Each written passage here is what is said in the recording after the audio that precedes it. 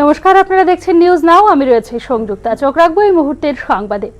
বাংলা ভাষাকে দ্রৌপদী ভাষার স্বীকৃতি দেওয়ায় প্রধানমন্ত্রী নরেন্দ্র মোদীকে ধন্যবাদ জ্ঞাপন করলেন মুখ্যমন্ত্রী মানিক সাহা। একে সমগ্র জাতির জন্য গৌরব বলে উল্লেখ করলেন মুখ্যমন্ত্রী ডক্টর মানিক সাহা। বৃহস্পতিবারই বাংলা সহ মোট 5টি আঞ্চলিক ভাষাকে দ্রৌপদী ভাষার মর্যাদা দেওয়ার অনুমোদন দিয়েছে কেন্দ্রীয় মন্ত্রিসভা। মারাঠি, পালি, প্রাকৃত, অসমিয়া এবং বাংলা ভাষাকে দ্রৌপদী ভাষার মর্যাদা দেওয়ার অনুমোদন দিয়েছে প্রধানমন্ত্রী নরেন্দ্র মোদীর সভাপতিত্বে কেন্দ্রীয় মন্ত্রিসভা। এদিকে বাংলা ভাষাকে দ্রৌপদী ভাষার স্বীকৃতি দেওয়ায় প্রধানমন্ত্রী নরেন্দ্র মোদীকে ধন্যবাদ জানিয়েছেন ত্রিপুরার মুখ্যমন্ত্রী ডক্টর মানিক সাহা। একে সমগ্র জাতির জন্য গৌরব বলে উল্লেখ করেছেন মুখ্যমন্ত্রী। বস্তুতপক্ষে ভারতের গভীর এবং প্রাচীন সাংস্কৃতিক ঐতিহ্যের রক্ষক হিসেবে কাজ করে প্রতিটি সম্প্রদায়ের ঐতিহাসিক এবং সাংস্কৃতিক মাইল ফলকের সারাংশকে মূর্ত করে তোলে শাস্ত্রীয় ভাষাগুলি। সময়ে সময়ে বেশ কিছু ভাষাকে শাস্ত্রীয় ভাষা হিসেবে স্বীকৃতি প্রদান করেছে ভারত সরকার। 2004 সালের 12 অক্টোবর প্রথম তামিল ভাষাকে শাস্ত্রীয় ভাষা হিসেবে স্বীকৃতি দেওয়া হয়েছে।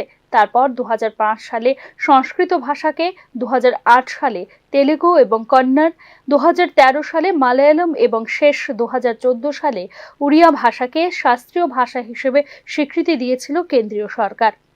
বাংলা ভাষাকে দ্রৌপদী ভাষার মর্যাদা দেওয়া নিয়ে বহুদিন ধরে লড়ে চলেছেন বিশিষ্ট ব্যক্তিরা। দিনের পর দিন গবেষণার কাজ কেন্দ্রের দরবারে জমা দেওয়া হয়েছে। তারপরেও বাংলার মতো সমৃদ্ধ সৃষ্টিকর্মের ভাষা ঠাঁই পায়নি দ্রৌপদী জগতে। ভাষার জন্য এতদিনকার লড়াই সার্থক হলো অবশেষে। দ্রৌপদী ভাষার স্বীকৃতি পেল বাংলা। সাহিত্য একাডেমি ভাষা বিশেষজ্ঞ কমিটি তৈরি করেছিল জাতীয় স্তরে। তারা নির্দিষ্ট মাপদণ্ডের ভিত্তিতে কোনো ভাষা দ্রৌপদী কিনা তা নিয়ে সুপারিশ জমা দেয় সরকারের কাছে। মূলত 5টি বিষয়কে এক্ষেত্রে সবচেয়ে বেশি গুরুত্ব দিয়ে থাকেন ভাষা বিশেষজ্ঞরা। 1.5 থেকে 2000 বছরের ইতিহাস থাকা, প্রজন্মের পর প্রজন্ম সেই ভাষায় কথা বলা বা লেখা এবং শিলালিপি বা ও ধরনের কোনো প্রমাণ থাকা এক্ষেত্রে আবশ্যক। এই ভাষা ও সাহিত্যের বিবর্তন হতে হবে এবং আগের ভাষার সঙ্গে যোগ থাকতে হবে বর্তমান ভাষার। দ্রৌপদী ভাষার স্বীকৃতি পাওয়ার ফলে ভবিষ্যতে বাংলা ভাষার উন্নতিতে তার প্রভাব পড়বে বলে নিশ্চিত শিক্ষাবিদরা। শিক্ষা এবং সাহিত্য পরম্পরার পাশাপাশি গবেষণার ক্ষেত্রে এর প্রভাব পড়বে বলে মনে করছেন তারা। যেখানে হিন্দির পর বাংলাই সবচেয়ে বহুল প্রচলিত ভাষা, সেখানে দেরিতে হলেও এই ভাষার বিকাশে উদ্যোগ নেওয়া হলো বলে মনে করেন শিক্ষানুরাগী মানুষ। ব্যুরো রিপোর্ট, নিউজ নাও। প্রতিষ্ঠান বিরোধী হাওয়ার মধ্যেই টানা তৃতীয়বার যেখানে ক্ষমতা ধরে রাখার আশা করছে বিজেপি, সেখানে দীর্ঘ 1 দশক বিরতির পর প্রত্যাবর্তনের দিকে তাকিয়ে আছে কংগ্রেস। বিষয়টি হলো হরিয়ানা বিধানসভা নির্বাচন, যার ভোট গ্রহণ পর্ব অনুষ্ঠিত হবে শনিবার। এই নির্বাচনের ফলাফল যেখানে বিজেপির জন্য গুরুত্বপূর্ণ, পরবর্তী মহারাষ্ট্র, ঝাড়খণ্ড বা দিল্লির বিধানসভা নির্বাচনের ক্ষেত্রে অপরদিকে এই নির্বাচনের ফলাফলের উপর নির্ভর করবে হরিয়ানা প্রদেশ বিজেপির প্রভারী তথা নির্বাচনের দায়িত্বপ্রাপ্ত ত্রিপুরার প্রাক্তন মুখ্যমন্ত্রী বিপ্লব কুমার দেবের পারফরমেন্সের বিষয়টিও। হরিয়ানার বিধানসভার 90টি আসনের জন্য ভোট গ্রহণ পর্ব অনুষ্ঠিত হবে 5 অক্টোবর শনিবার। সকাল 7টা থেকে সন্ধে 6টা পর্যন্ত এই ভোট গ্রহণ পর্ব অনুষ্ঠিত হবে বলে জানিয়েছে ভারতের নির্বাচন কমিশন। নির্বাচনের জন্য মোট 20,629টি ভোট কেন্দ্র স্থাপন করা হয়েছে, যেখানে প্রতিদ্বন্দ্বিতা করছে 930 জন পুরুষ এবং 101 জন মহিলা সহ মোট 1031 জন প্রার্থী। অপরদিকে 8,821 শতায়ু সহ 2 কোটিরও বেশি ভোটার অংশ নেবেন এই ভোট গ্রহণ পর্বে।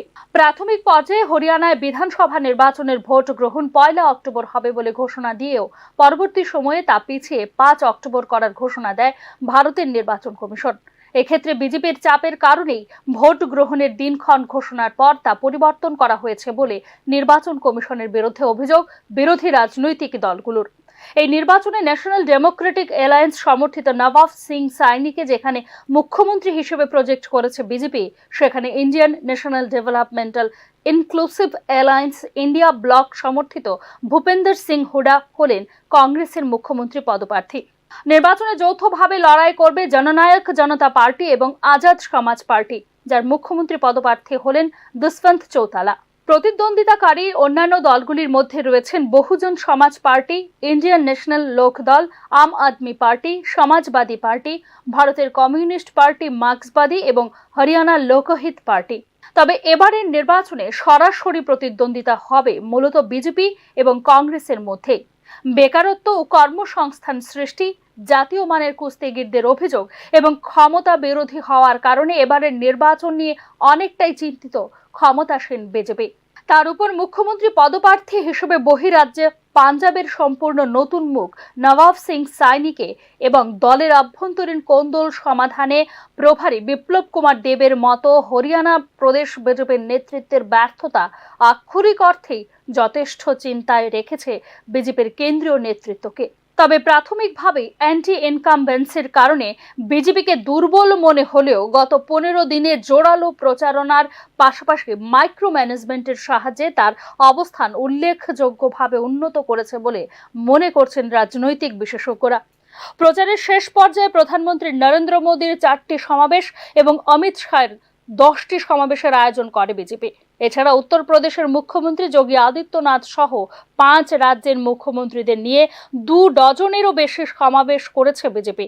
49 দিনের প্রচারাভিযানের সময় বিজেপির নেতারা হরিয়ানার 150টিরও বেশি সমাবেশ করেছে বিজেপি এবং অত্যন্ত পিছিয়ে থাকা তফসিলি জাতিদের কাছে পৌঁছানোর এবং সংরক্ষণের বিষয়ে তাদের আশ্বস্ত করার চেষ্টা করার মধ্য দিয়ে কিছু ড্যামেজ কন্ট্রোলের চেষ্টা করেছে বিজেপি কেন্দ্রীয় নেতৃত্ব।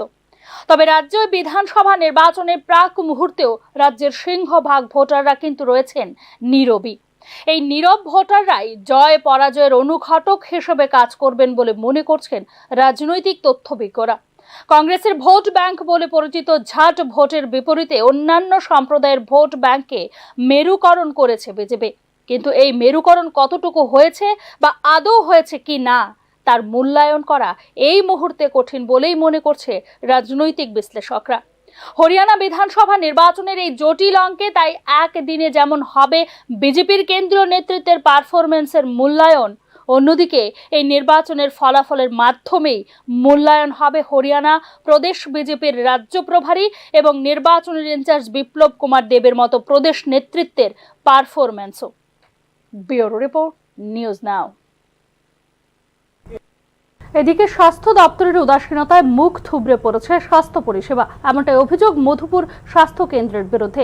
এলাকার গরিব ও সাধারণ মানুষরা হাসপাতালে চিকিৎসা করাতে এসে নাজেহাল হচ্ছেন। রোগীদের অভিযোগ, হাসপাতালের ইনচার্জ ডক্টর রজত ভৌমিকের দৌলতেই মধুপুর হাসপাতালে চিকিৎসা পরিষেবা লাটিয়ে উঠেছে। খবর নিয়ে জানা যায় হাসপাতালে কর্তব্যরত বর্তমান চিকিৎসকরা ওপিডির পরিবর্তে প্রাইভেট চেম্বারেই রোগী দেখতে বেশি ব্যস্ত থাকেন। অভিযোগে আরো জানা এর সবটাই হচ্ছে জেলার মুখ্য স্বাস্থ্য আধিকারিক দেবাশিস সাহা ও মহকুমা স্বাস্থ্য আধিকারিক জ্যোতির্ময় দাসের প্রচ্ছন্ন মদতে। কারণ তিনি নিজেও সারাদিন বিশাল করে তার ব্যক্তিগত চেম্বারে রোগী দেখতে ব্যস্ত থাকেন। ফলে গরিব মানুষদের হাসপাতালে স্বাস্থ্য পরিষেবা নিতে হয়রানির শিকার হতে হচ্ছে। রোগীরা অভিযোগ করেছেন এই হাসপাতালে আয়ুষ্মান মিত্রের একজন কন্ট্রাকচুয়াল স্টাফের দৌরাত্ম্য এতটাই বেশি যে আয়ুষ্মান কার্ড সহ চিকিৎসা পরিষেবা নিতে এসে সাধারণ মানুষকে প্রচুর হয়রানির শিকার হতে হচ্ছে। আয়ুষ্মান কার্ড থাকা সত্ত্বেও মিলছে না বিনামূল্যে স্বাস্থ্য পরিষেবা। তাদের অভিযোগ, আয়ুষ্মান পরিষেবা না পেয়ে বাইরে থেকে ওষুধ কিনতে বাধ্য হচ্ছেন রোগীরা। এমনটাই অভিযোগ হাসপাতালে ভর্তি এক রোগীর।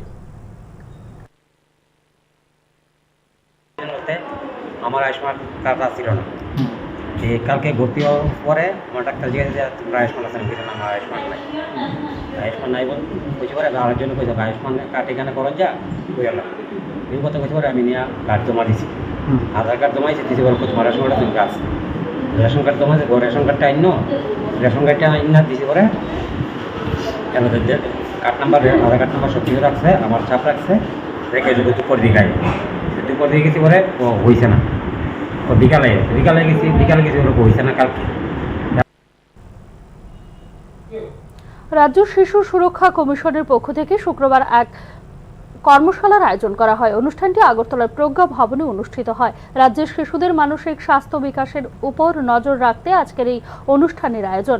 অনুষ্ঠানে উপস্থিত ছিলেন রাজ্য শিশু সুরক্ষা কমিশনের চেয়ারপারসন জয়ন্তী দেববর্মা সহ ডক্টর অঞ্জন ভট্টাচার্য, ত্রিপুরা ইউনিভার্সিটির সাইকোলজি ডিপার্টমেন্টের doctor Anjana Bhattacharya, social welfare ডিপার্টমেন্টের ডাইরেক্টর তপন দাস সহ রাজ্য মহিলা কমিশনের চেয়ারপারসন ঝর্ণা দেববর্মা। শিশু সুরক্ষা কমিশনের চেয়ারপারসন জয়ন্তী দেববর্মা এই অনুষ্ঠানের উদ্দেশ্য সম্পর্কে বলতে গিয়ে বলেছেন যে শিশুদের মানসিক স্বাস্থ্য বিকাশের দিকে লক্ষ্য রেখেই আজকের এই কর্মশালার আয়োজন। ত্রিপুরা রাজ্যের বিভিন্ন প্রান্ত থেকে প্রতিনিধিরা এই কর্মশালায় যোগদান করেছেন। সর্বপ্রথম সবাইকে নমস্কার, সুপ্রভাত। আজকে national commission for protection of child rights এবং Tripura commission for protection of child রাইটসের যৌথ উদ্যোগে মেন্টাল হেলথ নিয়ে আজকের এই ওয়ার্কশপ প্রজ্ঞাপনে হচ্ছে। এখানে আমাদের মূলত বাচ্চাদের মানসিক স্বাস্থ্য নিয়ে এই ওয়ার্কশপটা মূলত, কারণ আজকাল যেইভাবে বাচ্চারা মানসিক স্বাস্থ্যের দিক দিয়ে ক্ষতিকর হচ্ছে সেই বিষয়ে খুব গুরুত্বপূর্ণ আজকের এই বিষয়টি, তার জন্যই আজকের এই ওয়ার্কশপ করা হচ্ছে। চরিলাম বিধানসভা কেন্দ্রের উত্তর ব্রজপুর গ্রামে শুক্রবার পালন করা হয় গ্রাম দিবস অনুষ্ঠান। অনুষ্ঠানে উপস্থিত ছিলেন তেলেঙ্গানার রাজ্যপাল তথা ত্রিপুরার প্রাক্তন উপমুখ্যমন্ত্রী জিষ্ণু দেববর্মন। আমাদের উত্তর ব্রজপুর গ্রাম দিবসের প্রদীপ প্রজ্বলনের মাধ্যমে শুভ সূচনা করলেন।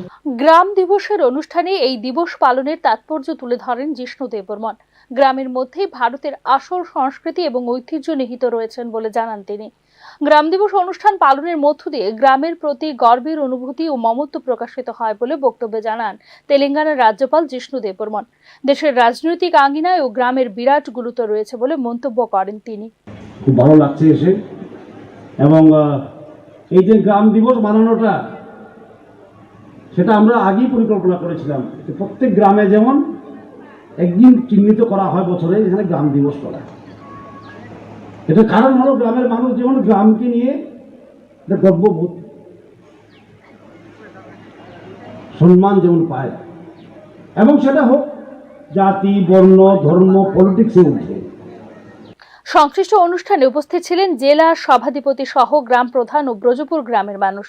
সরকারের এই পরিকল্পনা বাস্তবায়নের মধ্য দিয়ে গ্রামের প্রতি মানুষের টান আরও বৃদ্ধি পাবে বলে অনুষ্ঠানে জানান রাজ্যপাল জিষ্ণু দেববর্মন। নিজের পুরনো রাজনৈতিক অঙ্গন চরিলামে সংশ্লিষ্ট অনুষ্ঠানে উপস্থিত হয়ে স্বভাবতই খুশি ছিলেন রাজ্যপাল জিষ্ণু দেববর্মন। নিজের ভাষণে আন্তরিক ভাষায় সেই অনুভূতির কথা প্রকাশ করেন বর্তমান তেলেঙ্গানার রাজ্যপাল Jishnu Debbarman. Bureau report, news now. এদিকে পাচারকারীদের হাতে আক্রান্ত হয়ে গুরুতর আহত হন এক বিএসএফ জওয়ান। তার নাম হরিশচন্দ্র পান্ডে। তিনি বিএসএফ এর 150 নম্বর ব্যাটালিয়নে কর্মরত। ঘটনা বক্সনগর থানাধীন দুধপুকুর এলাকায়। হামলার পর ঘটনাটি সরেজমিনে তদন্ত করেছে বক্সনগর থানার পুলিশ। বর্তমানে অভিযুক্ত হামলাকারী রিয়াদ হোসেন পলাতক বলে জানিয়েছে পুলিশ। জানা যায়, বক্সনগর থানাধীন দুধপুকুর এলাকায় 188 নম্বর গেটে রিয়াদ হোসেন নামে এক পাচারকারী আচমকাই এই বিএসএফ জওয়ানের উপর হামলা করে। এতে বিএসএফ জওয়ানের মাথায় গুরুতর আহত হয় এবং আঘাত লাগে। রক্তাক্ত অবস্থায় তাকে উদ্ধার করে বক্সনগর সামাজিক স্বাস্থ্য কেন্দ্রে নিয়ে গেলে কর্তব্যরত চিকিৎসক তার দ্রুত চিকিৎসা শুরু করেন। তার মাথায় 8টি সেলাই লাগে বলে জানিয়েছেন কর্তব্যরত চিকিৎসক।